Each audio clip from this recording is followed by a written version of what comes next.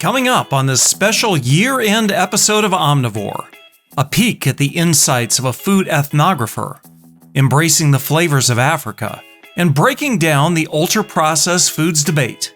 It's the best of Omnivore from the editors of Food Technology Magazine and the Institute of Food Technologists. This episode of Omnivore is sponsored by CoDeveloper from IFT. CoDeveloper is the first AI-powered co-scientist built by food scientists for food scientists and leverages IFT's 85-plus years of scientific excellence, accelerating your R&D processes and helping solve your toughest challenges. Learn more and book your free demo at codeveloper.ift.org.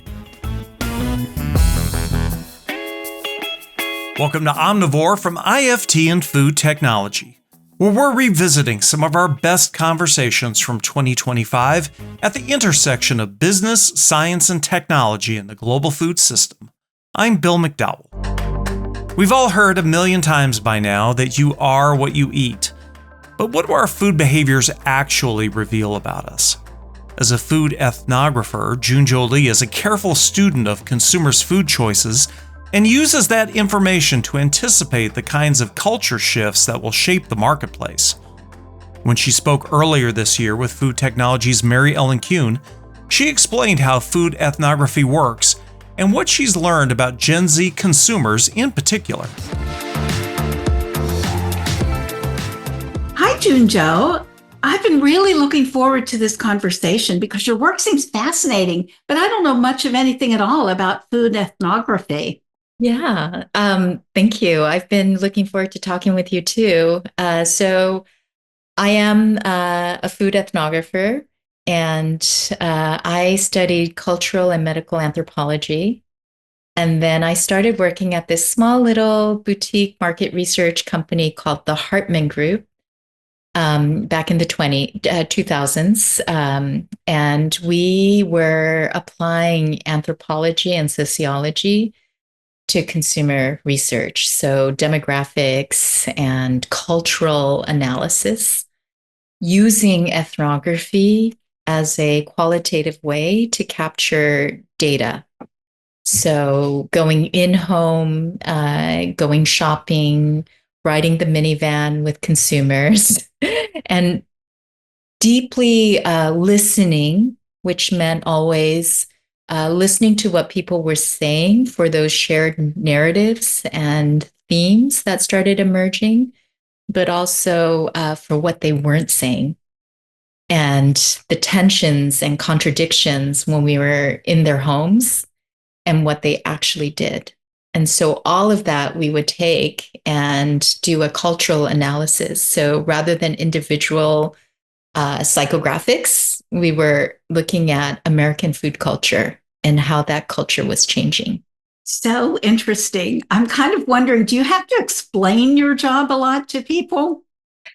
That's a great question, because when I say I'm a food ethnographer, people say, "Oh, food photographer,"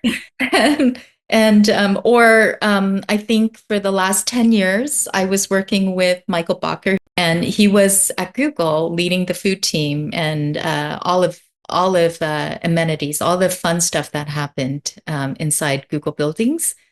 And so for 10 years, I spent my days and nights interviewing Googlers. And in tech, they were very much used to ethnography and applied ethnography in relationship to user experience research and to human-centered design.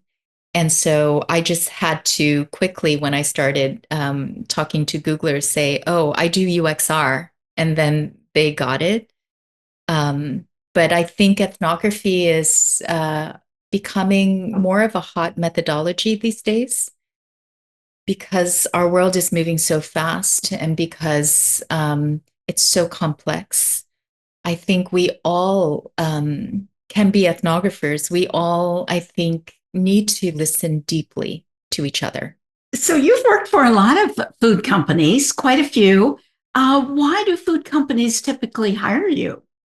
Yeah. So there's a few times when they need someone like me. One is when they're going into a fresh new territory or dig site, exploring something really new. Another place where I often worked was when smaller companies or mid-sized companies were becoming larger and wanted to reach a more mainstream marketplace and consumer base. Then you had to understand what was important for that new, more broader segment than your core segment who have always been loyal to you. And often the people within a company and the founders, you generate a business based on templating on your values and problems to solve and unmet needs. And then when you're meeting a more broader mainstream consumer, theirs might be very different. And somewhere they meet, but it's helping our clients um, talk in the language of that consumer and join the consumer journey versus saying, hey, consumer, look at me. I'm so good. You need me, right? It's understanding how to speak consumer that your consumer language, the consumer language and needs and challenges and opportunities. So I think those are the two best places to apply ethnography. Okay. Well, I wonder if you could kind of take us through the process, or does the process differ a lot from one time to the next?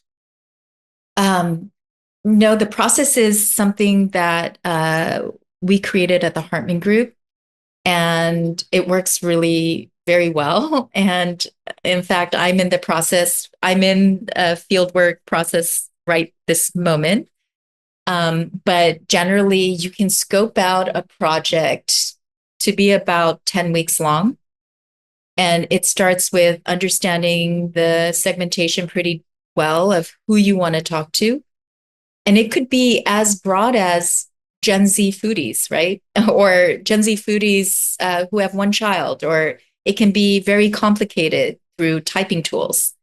But first, you understand the segments, and then you recruit uh, based on those segments to find the most representative and articulate points of data across the full spectrum. And then we generate a discussion guide and with the client and put um, all of their questions and things they need to know, but also their assumptions and hypotheses into that discussion guide. So the way that I like to structure a project is to first recruit maybe double of what you actually need, and um, and then online interview them almost as a first um, recruiting screen, and then select uh, half of those people.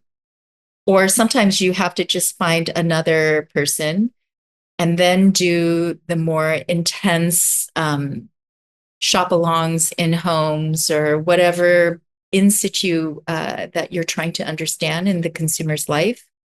And then do the field work and then come back and organize the data, clean the data, and then start generating findings, insights, and recommendations. So that's typically how we do it. And then I have another process that I developed while at Google, which is a longitudinal cohort. So, for example, Michael was pretty prescient when he was there and asked me to look into Generation Z, the next generation of Googlers who were coming on board. And at the time, they were still in high school. And so we recruited high school teachers who then introduced us to their high school, most talented high school students who were likely going to go into tech, high tech careers. and started a longitudinal Gen Z cohort where we would revisit the Gen Zers year after year, sometimes once or twice a year, and just see how they were growing over time and develop a deep, deep relationship with them. So the longitudinal cohort is yet another way that I do research. That must be interesting, spending that time over an extended period of time with the individuals. But I really want to ask you about Gen Z and what you learned and how they're different from other consumer cohorts. And so I would say they are unlike any other generation that I've studied before. I've studied boomers and Gen Xers and millennials. In fact, we did a project for Kraft, a huge project for Kraft, where we, in some ways, discovered the millennials because they weren't buying the same products as their parents. But yeah, so Gen Zers are the first digital natives. So one of the first early insights that I found was that digital is actually nourishing for them. I learned that food was not a problem to solve. Food was fun and pleasure and expression and identity creation. And if someone wanted to make a sourdough, they could do it because, YouTube University, TikTok, now AI, they had all the assistance tools out there. So food wasn't a problem to solve for them. It was more a culture of what kind of relationship do I have with food and what kind of relationship do I have through food. And I also saw that cooking was a sign that you were doing well. And also it was a tool to feel better when you weren't, especially cooking for others. I learned that for them, their social infrastructure, their friend groups were more reliable and a source of stability than any other group, such as an employer or, yeah, outside of that social friend group infrastructure. They could count on their friends and rely on their friends. So many follow-up questions. And it's really fascinating. I hope you'll tell me a little bit more about Gen Z, but my sister has 3 kids and 2 are millennials and 1 is Gen Z. And she is like, there is a dividing line. They look at the world very, very differently. Yeah. Oh, yeah, they do. I think it's, and generations are just a shorthand to describe a moment in time and life stage and work stage, right? It's just a easy way to talk about it. But I think they are systems thinkers. They've been trained to think in systems from kindergarten. And so they take a whole earth approach as they're thinking. So they are our first generation of meta moderns. So they're hybrid, fluid, queer by default. They are non-binary, open, very, very open, and very experience-based. So really different from people like myself. I'm a Gen Xer and I'm bicultural. I grew up in Korea as well. I was taught there's definitely a right and a wrong, a good and a bad, a good food, bad food. And I think Gen Zs live in the realm of it depends. So that affects their purchasing behaviors? Truly, it does. If millennials were in at some period of point, there was a huge plant-based vegan push, right? The vegan. How do you know a vegan? They'll let you know in 4 seconds that they're vegan. I guess Gen Z are yes and both and everything all at once. So they can be plant-based on occasion, but then eat an entirely different style for another. So I think they're just additive, not restrictive, and incremental. And sort of underlying everything is they want to connect. And right now, they want to learn how to care more. And the thing that gets under their skin is sort of these made up separations and divisions between us.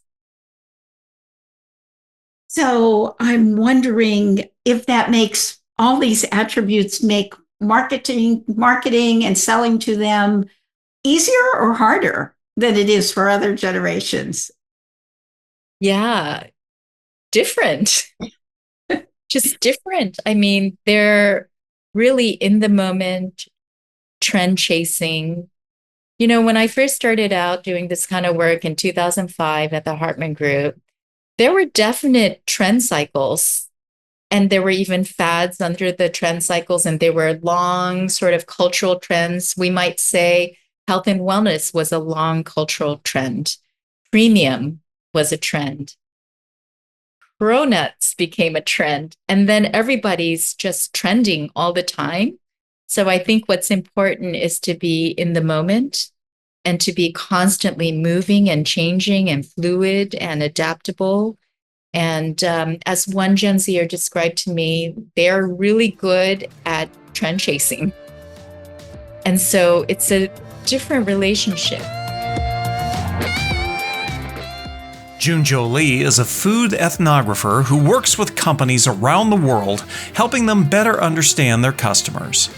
Go online to IFT.org and search the June issue of Food Technology for more of her insights and an in-depth interview. We'll be back with more Omnivore in a moment. But first, this word from our sponsor. Meet CoDeveloper, the AI-powered co-scientist from IFT that cuts development time without sacrificing scientific rigor. CoDeveloper delivers science-backed considerations directly into your R&D processes and connects you with nearly a century of peer-reviewed research and published content to help address your biggest challenges. Visit us at codeveloper.ift.org to book a free 30-minute personalized demo and learn more about what CoDeveloper can do for you. Welcome back to Omnivore. I'm Bill McDowell.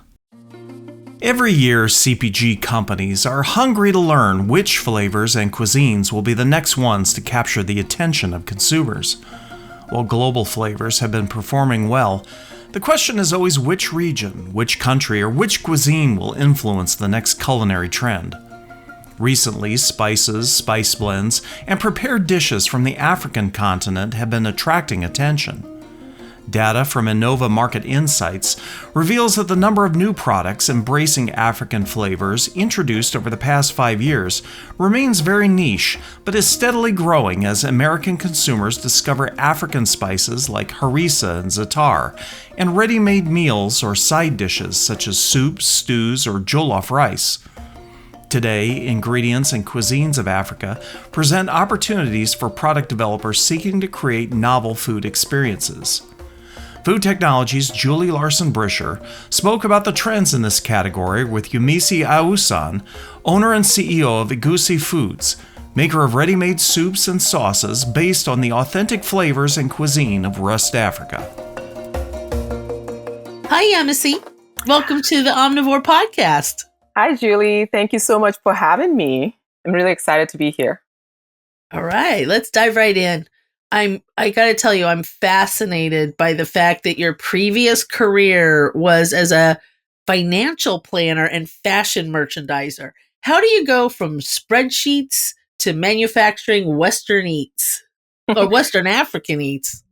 Definitely. Yeah. Like a lot of people ask me, I get that question a lot. But I always tell people actually, when you are in the fashion industry and as a buyer or financial planner within the industry, it's actually you running a small business within a bigger corporation, right? So I work for one of the largest retailer, but I had my own subset of category within that, retailer where I'm responsible for I think my responsibility started from like a 20 million to like about 250 million that we did, right? So I was responsible for that category itself. So it's running your own small business within a bigger corporation while you're basically like not necessarily running around trying to find funding, to run the business, because the company does give you that. But of course, you are reviewed on your sales margin turns and all those criteria that you kind of have to meet, So I feel like it's kind of something that it's so easy for me to kind of like transition from that into what I'm doing now. And what I always tell people also is that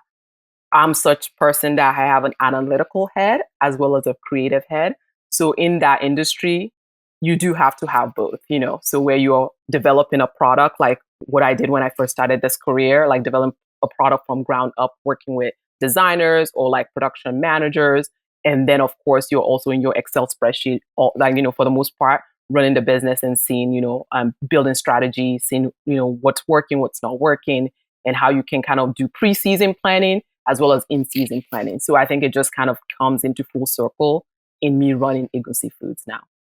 All right. Well, I know the name of your company, Egunsi Foods. I know that the first word, Egusi, is very close to the Nigerian word that indicates like a thick West African stew, and it's made with these ground melon seeds, and then it's got other great stuff in it.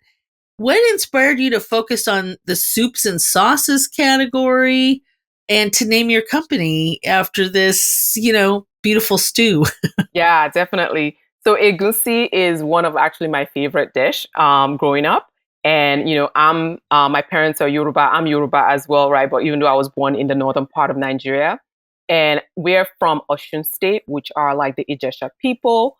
When anybody hear about Ijesha people always normally will ask you, do you know how to make egusi and pounded yam? So that part of the culture, like people are actually known to. People will say, they make the best egusi and pounded yam. So that's just one of my favorite dishes growing up. And of course, for me, I also like spell it differently, because when you look at the internet, people spell egusi EGUSI, but I spell it EGUNSI. And when you actually understand the Yoruba alphabets, it's the N is actually silent, which is egunsi. So that's kind of like why I named it after that. In terms of like, people do ask me too, why did you go after just launching soups, first versus like something else, when you started this business? Of course, Africans call soups, as a general name for stews or sauces, right? So for me, it made sense to start in the soup or stew or sauce category, just because when you look at West African food culture, I will say at least 80% of the food that we consume, right, is actually soups/sauces. Think of actually Italian food culture, right? Italian food has pasta sauce. So as pasta sauces to them are soups and stews to us, that equivalency, right? And then pasta to them for us will be what we call swallow. Westerners call them fufu, but fufu is actually one particular category within swallows that is made from either like, some tuber, like, whether it's cassava or yam and different variation of starches that it's made with it. So for me, I always tell people, so like our dishes is literally about 80%, whether it's soups or stews that are paired with those swallows to be eaten. So it kind of made sense, because when people ask me like, what is West African food? I'm like, it's actually stews/soups or swallows. So it kind of made sense for me to kind of start there. Well, I read that back in 2017, you were about a month away from launching your first product at Whole Foods, and you realized that your focus had been creating this all natural product, but you hadn't yet considered shelf life. But you connected with Cornell's University's Food Venture Center to fill that gap. So can you tell us about your experience as a food entrepreneur working with the scientists there? And do you have any advice for others who want to start a food company? Yes, definitely. Yeah. I started and I was frankly, I knew what I wanted to developed it. And I think later on I found out, okay, I need to reach out to Cornell, the team there at the Food Innovation Center. I was working with Dr. Bruno with his team over there. And I was like, okay, I need to reach out to them. I finished developing my product, send my benchtop samples to them to be able to get the schedule process, right, for the product so we can kind of figure out the shelf life. And I just thought, oh, easy. They will just give me a longer shelf life. And they came back and sent me the report, and they were like, oh, yeah, you're going to have 5 to 14 days shelf life. And I was like, what?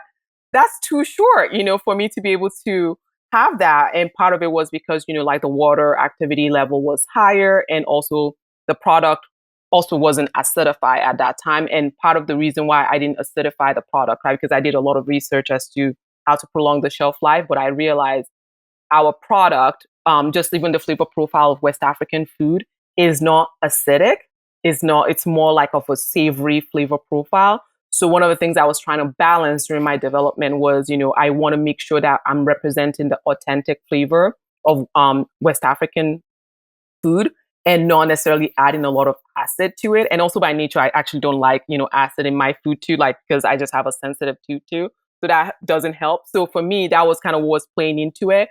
But in talking to the team at Cornell, they just helped me to balance it, where I was actually eventually able to acidify some of the product, and it actually more magnify the flavor profile versus diminish the flavor profile, right? And I try to do it naturally and not using citric acid, just as the decision I made, but try to figure out how to do it naturally. But all of that was in concert with working with the team at Cornell to help me kind of get over that hurdle so we can now, extend our shelf life. And after that, we were able to get like 45 days. And of course, one of the things that we also did was we were able to also figure out what category of business we want, what category do we want to actually have the product merchandise in. So having it being merchandised, like shipping it frozen and merchandising it in refrigeration also helps that we don't have to get to a higher pH level that might be needed for a shelf stable item. So in terms of like my advice to a new entrepreneur starting, I definitely feel like connecting with the food scientist at the beginning is really crucial. So that when you're making your development, you're kind of working in concert with them as well. And I know a lot of time because I've reached out to a couple of R&D companies. It's super expensive to be able to like bring them on board. They cost thousands and thousands of dollars. But if you actually look at some of these universities, they are able to actually help at a lower cost or even at no cost sometimes, So I think partnering with them is a great way for small businesses to kind of start. Even now that I'm developing a new line, I'm working with the team as well, just even in terms of the packaging that we want to use, connecting me with some of the co-packers that'll be able to also help as well. Oh, that's really good advice. So I've got one more question for you today. What excites you about the trend toward the introduction of a greater number of African flavors and cuisines to North American consumers? Yeah, I'm just so excited that, one thing that we always, people always ask me is like, what is West African food? And I feel like it's not that different from what people know about. Of course, the way we will put it together is a bit different, right? We still use onions, we use red pepper, we use tomato, and we might use habanero, right? Because it's, we're more like, some of our dishes are much spicier. But I think the generations now are actually love more spice in their food than like previous generations. So I think like there is a cross connection. I always try to tell people with the food of Africa as well, at least West Africa, with the other food of other globes as well. So there's not such a dissimilarity between them, right? I don't know if that's a word, but there's a similarity, a synergy, in them. And when you also look at it too, like there's even a history to be told in the story of West African food, because I think of like dishes like akara that we have in Nigeria and akaraje in Brazil.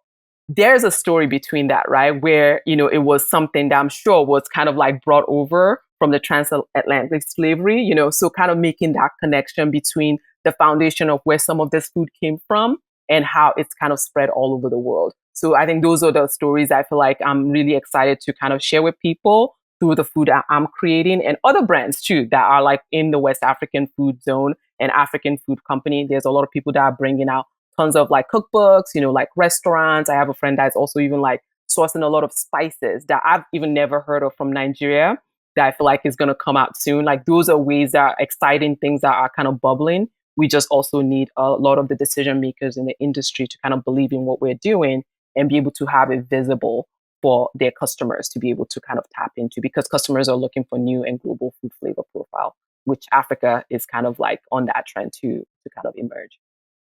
That's right.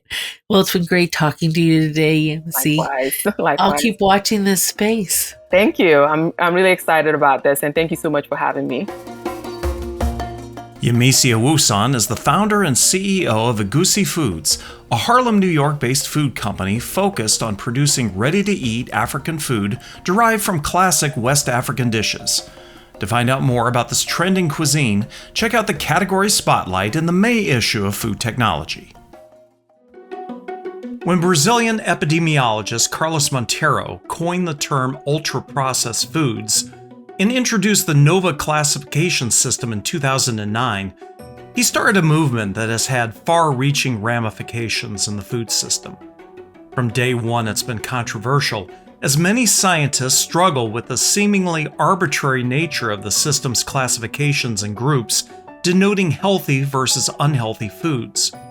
Food scientist Matt Teegarden recently spoke with Food Technology's Mary Ellen Kuhn to break down why this approach to evaluating food and nutrition comes up short, and advocate some ways the model might be improved. Hi, Matt. Welcome to the Omnivore podcast. Thanks, Mary Ellen. Really glad to be here. For 2024, Merriam-Webster says that polarization is its word of the year. So I'm going to use that word in my very first question, or a version of it. What made you want to tackle the polarizing topic of ultra-processed foods in a food tech article? Well, that's a great question. And thanks again for having me on. I think food scientists and people working within the science of food need to have a deeper understanding of how ultra-processed foods are currently being defined and what the implications of that could be. I think as a food professional myself, this debate around processed foods has been going on forever, it seems, right? And I think it's easy to write off the hullabaloo about ultra-processed foods. It's easy to maybe write it off as another headline-seeking term that doesn't really mean anything, but there's a real scientific debate here that's happening at like the forefront of public consciousness. So I think as a profession, we need to be aware. Everyone has opinions about food and not many people know the science, right? And so I think that's why it's important for food scientists to really have a voice here. Well, it's definitely such a big issue. And your article is really a very, very careful consideration about the NOVA food classification, which characterizes food on the basis of level of processing, as we know. You've got some issues with it, which we'll get to. But I thought it would be interesting perhaps to start out by asking you if you think anything good in terms of public health is coming from this whole food classification system. I think that's a good question. It's also good to, as a food scientist, take a step back because I can be quite passionate about this topic, and I can often have a very emotional reaction to it. But I think, taking a step back, the jury is still out on whether NOVA itself can improve public health, right? This is still a very new area of science. And there's a lot of theory out there and not a ton of data. But I do think that, if we can speak a little bit more esoterically, there are some aspects of the conversation that NOVA and the concept of ultra processed foods has spurred that, it's resulted in some interesting research questions. And I think that those ultimately are beneficial. So questions around what aspects of food can influence our eating behaviors and what impact would changing these eating behaviors have on our health? So in your article, you identify some of the limitations in the kinds of follow-up research that's happening. So what are some of the ways that this system of food classification comes up short, in your opinion? That's a great question. And I think the way that we are choosing to research food with NOVA is difficult for me to understand because the definition of ultra-processed foods under NOVA is just incredibly, incredibly broad. And it does not align with are decades of evidence-based nutrition research, right? So you'll have things in certain categories like, whole wheat bread that you buy from a store might be considered ultra processed, whereas whole wheat bread you buy from an artisan baker might just be considered processed and therefore healthier. Well, we don't really have good evidence to say that one of those is actually healthier than the other. We know that there's benefits of whole grain bread, period. And so that's the data that my mind we should be following, right, to research food and health. But you'll also have instances where, you'll have things like olive oil and butter and lard grouped into the same category when we know that there are nutritional differences there, but Nova would say that they're equally healthy. And so I think that some of the follow-up research that's been done with Nova tends to test the more extreme versions of foods. So they might compare an ultra-processed meal that's a literal fast food meal, but then the minimally processed counterpart won't be the same foods, just prepared differently. It will be completely different foods. And so the breadth of these different categories is a real hindrance to Nova, and I think would really hinder its implementation at a larger scale as well. Well, let's talk about the kind of research that you feel does need to happen to follow up and to be really valuable. I think first and foremost, we need a better definition. So I personally, the idea of something being ultra processed, I think I understand the ethos of it, but I don't necessarily understand how we can define that. So I think we need to get like food scientists and nutritionists and public health experts in a room, right? We need all these disciplines to talk to each other, because in the end, we're going to have to work together to develop solutions. And so I think there needs to be a better definition that's sort of arrived at by a scientific community rather than one discipline. So I think that's the first thing I would do. I also am really intrigued by some of the epidemiological studies that have been coming out that, they'll look at exposure to ultra processed foods and different health outcomes, but they'll go beyond just looking at ultra processed foods as a whole and start to break ultra processed foods down into meaningful food categories so you can understand some of the nuance within the ultra processed food category. And when you do that, you start to see that maybe some of the foods here are potentially problematic for this health outcome, but others might be beneficial, others might be benign. And so we need to understand that nuance. So all ultra-processed foods are not created equal.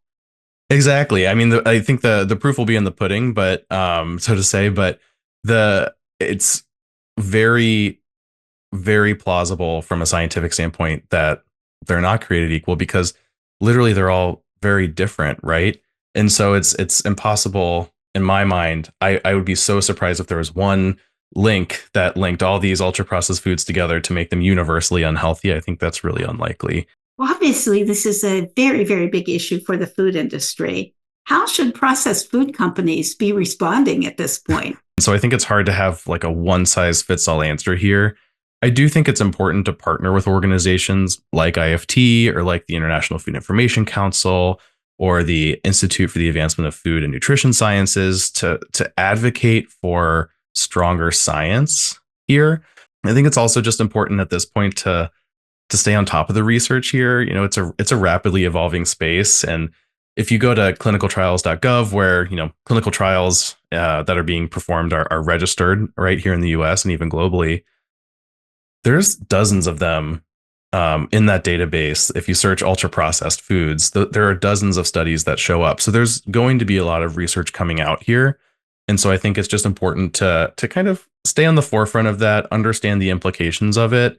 And I think really monitoring at this point is a great first step to take. That makes sense. And it's always so difficult to look into a crystal ball, but nonetheless, I'm going to ask you where do you think this is all headed? Will consumers ultimately radically change their diets because of concerns about ultra-processed foods? And will the Nova food classification system be a catalyst for major changes? My mind goes like 1,000 different directions here. And, I think there's a few ways that I'll answer this. So to address your first question about whether or not consumers would radically change their diets all at once, I think for me, it's hard to see that happening overnight, at least.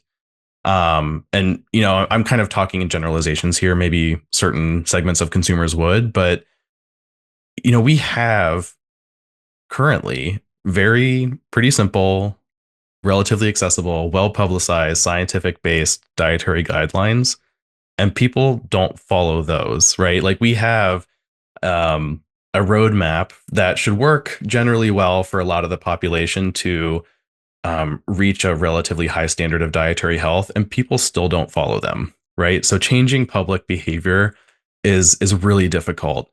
In data that's come out of the International Food Information Council, they do a yearly food and health survey. So at least in the US, taste and price are still sort of the top purchasing drivers for a lot of foods. That being said, healthfulness is not last, and actually for people that are at higher incomes, healthfulness outranks price.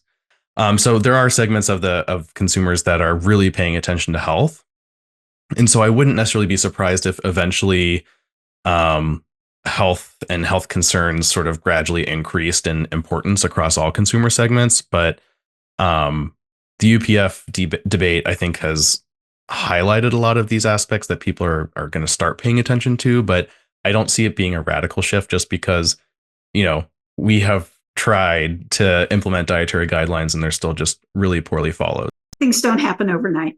No. I will say, though, I think Nova really already has shaped the future of food in a way by just introducing the concept of ultra processed foods.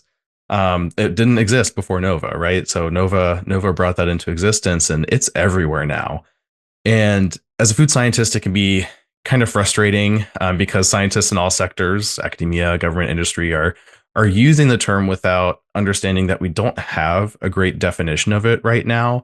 And so it's kind of being thrown around there. I think it can help provide some sort of legitimacy to decisions that might be based on misinformation or low information. And so I think the really important thing right now is to arrive at an interdisciplinary agreed upon definition of how we want to look at food and like food processing and health in order to actually have research done that can influence and provide real targets for improvement if there needs to be any. Matt Teegarden is a food scientist with expertise in food, nutrition, and health. He shares his thoughts on ultra-processed foods and a critique of the NOVA classification system in the February issue of Food Technology. Thank you to our sponsor for this episode, CoDeveloper, your AI-powered co-scientist from IFT.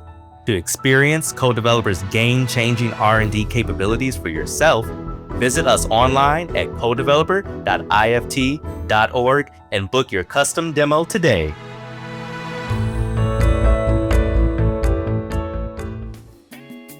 And that wraps up this episode of Omnivore. Thanks again to all our guests and my colleagues at Food Technology. Omnivore is produced and distributed by the Institute of Food Technologists. If you enjoyed today's show and want to learn more about Food Technology Magazine or how to join the conversation by becoming an IFT member, visit ift.org/membership. For more in-depth discussion about innovation in the science of food, check out IFT's other podcast, Side Dish, on the News and Publications page of ift.org. If you have comments or suggestions for future shows, just send us an email. The address is editors@ift.org. For the entire team at Food Technology and IFT, I'm Bill McDowell. Thanks for listening, and join us again for our next episode.